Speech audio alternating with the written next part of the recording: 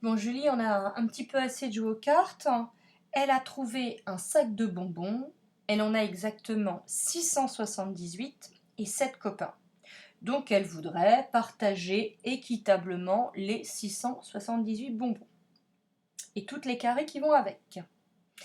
Donc, dans un premier temps, ma première étape est de poser ma division comme tu peux la voir à l'écran. Quand tu as posé la division, tu peux commencer à chercher le nombre de chiffres au quotient. Pour cela, tu vas encadrer 678 en t'aidant de 7. Et donc, tu vas pouvoir écrire 7 fois 10, 70, encadre 678, où 678 est compris entre 7 fois 10, 70, et 7 fois 100, 700. Le quotient étant compris entre 10 et 100, cela signifie qu'il va être composé de 2 chiffres. Voilà, j'indique mes 2 chiffres. Je peux donc maintenant passer à la troisième étape. Je divise les centaines. Oui, alors, diviser 6 par 7, non. Non, non, toujours pas, c'est impossible. Donc, je vais transformer mes 6 centaines en 60 dizaines. Et là, je peux tout de suite passer à l'étape numéro 4. Attention, j'ai transformé mes 6 centaines en 6 dizaines. Oui, mais il ne faudrait pas que j'oublie mes 7 dizaines déjà existantes. Donc, c'est bien 67 que je veux diviser par 7. Et pour répondre à cette question, je vais me poser la question suivante. Combien de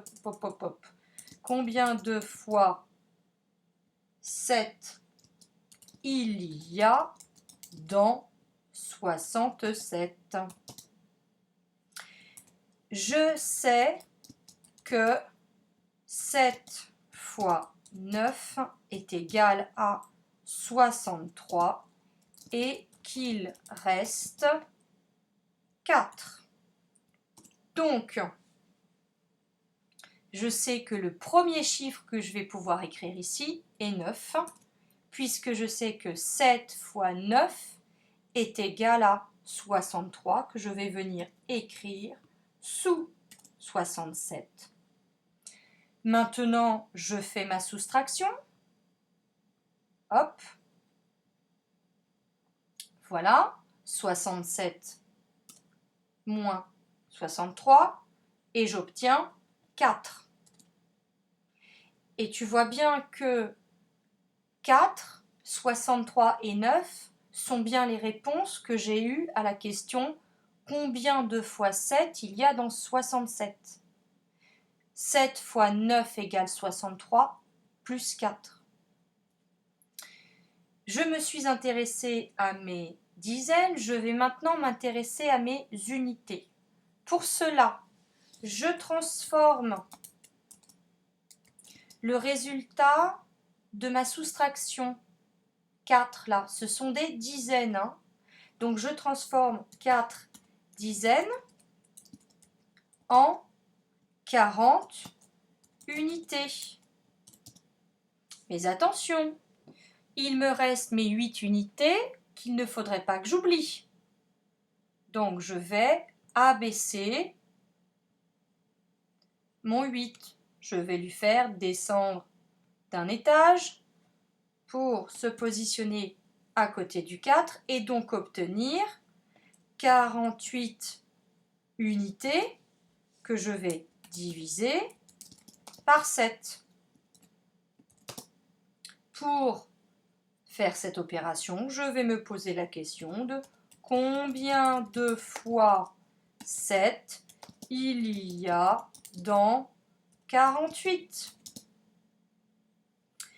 Je sais que 6 fois 7 est égal à 42 et qu'il reste 6.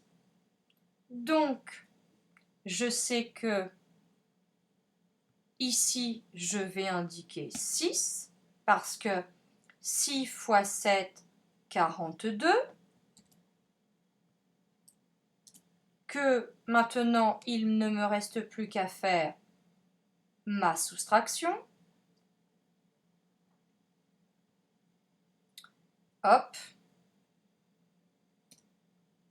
Et j'obtiens 6. 48 moins 42 et 6. Et regarde bien.